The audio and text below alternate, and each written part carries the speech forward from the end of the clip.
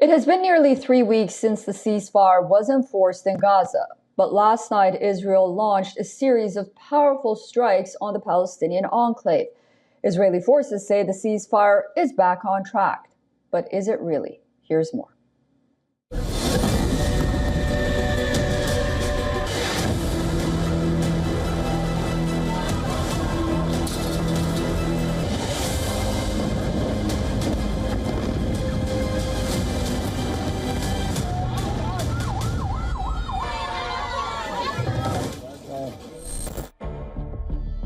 The ceasefire in Gaza stands on a shaky ground. Israel and Hamas have repeatedly accused each other of truce violations. However, on Tuesday night, Gaza was rocked by a series of aerial strikes. Israeli Prime Minister Benjamin Netanyahu ordered what he called forceful and powerful strikes on the enclave, blaming Hamas for handing remains that did not belong to missing Israeli hostages. Israel released a video claiming that Hamas staged hostage body discovery. The Palestinian enclave witnessed one of its deadliest nights since truce. Gaza health officials claimed the relentless bombing killed 100 Palestinians, including at least 35 children. The territory's main Al-Shifa hospital said one strike hit its backyard.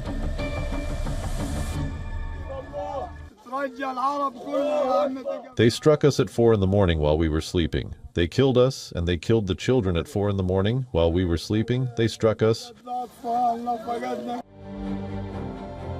US President Donald Trump, who helped broker the truce, said Israel reserves its right to hit back if attacked.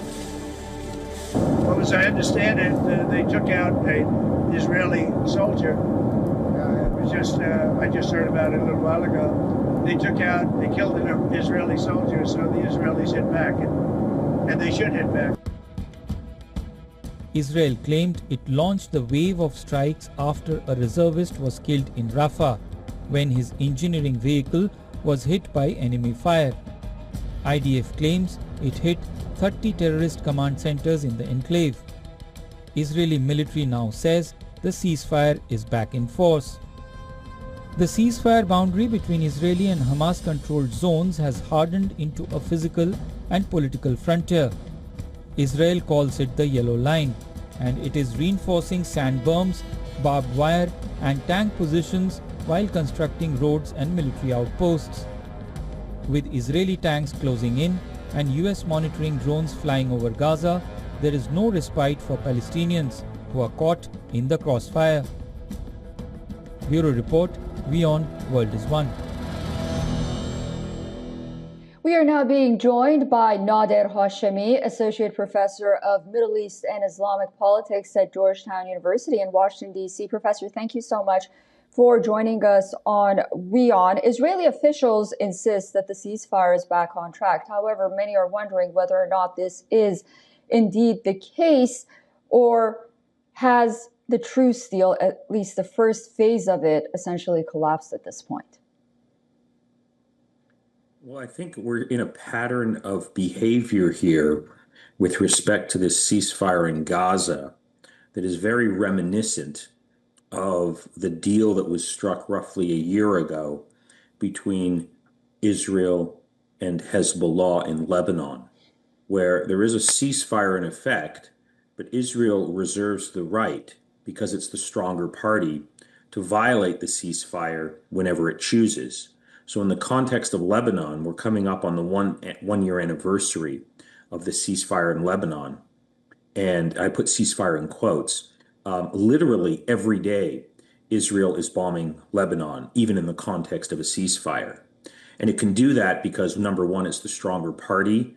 And number two, the United States and the West back those types of violations of the ceasefire. And number three, the broader region, the countries in the region, are perfectly happy with this equation because they're basically on the side of the United States, and covertly they're on the side of Israel. So we're seeing a very similar dynamic play out in the context of Gaza. So there's supposed to be a ceasefire in Gaza that was announced on October the 10th. Over 200 Palestinians have been killed in the context of this ceasefire. And so I suspect that what we saw over the last 24 hours is going to continue for the foreseeable future. There's still going to be a proclamation that we have a ceasefire, but Israel will violate it whenever it chooses, and the Palestinians being the weaker party without any major international support, and critically, not even regional support, because the regional countries are basically on the side of the United States and implicitly with Israel, will not do anything to sort of change this equation. So I think that's how things look. And what about President Trump's 20-point plan?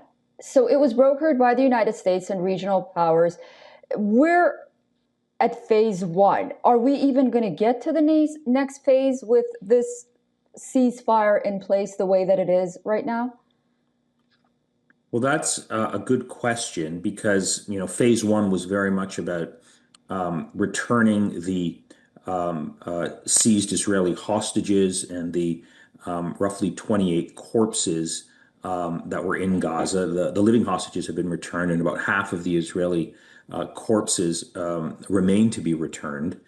And then there was supposed to be humanitarian aid let into Gaza, roughly 600 trucks a day. That's not happening. The reports that I'm hearing is only roughly 80 to 90 trucks are getting in. So the first phase of the ceasefire has yet to be fully implemented. As to the second phase, it's a tall order because, if you listen to American officials, they're saying that, look, Hamas agreed to disarm and allow this international stabilization force of Arab and Muslim countries to come in and, take over to provide stabilization. Hamas never agreed to phase two.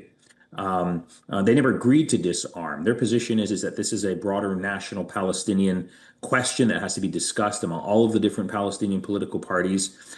So we're stuck in we're stuck in trying to implement the final phases of stage one. Stage two is a tall order. I can't see it happening because effectively what stage two calls for is for Arab and Muslim states to send in Arab and Muslim troops into Gaza and to do what Israel was unable to do, and that is disarm Hamas. So you're looking at a potential sort of war between, Arab and Muslim armies on both sides, on the Palestinian side and on the side of these Arab and Muslim states that are allied to Donald Trump. This is a nightmare scenario for these Arab and Muslim states that are supporting this, peace plan that Trump has proposed.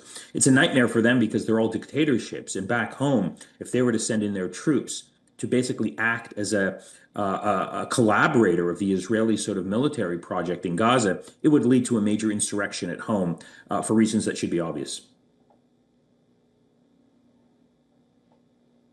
Very interesting. Okay, well, we'll be watching very closely as this, quote, fragile ceasefire moves forward and develops. Professor Nader Hashemi, thank you so much for joining us on WION. I look forward to speaking to you again soon. Thank you. For all the latest news, download the WION app and subscribe to our YouTube channel.